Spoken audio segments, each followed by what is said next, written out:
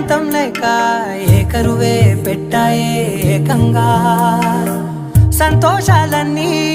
సెలవన్నది లేక మనతోనే కొలువయ్యే మొత్తంగా స్వాగతాలు లేని ఒంట్లో ఉండలేక విరహం కనుమరుగయ్యే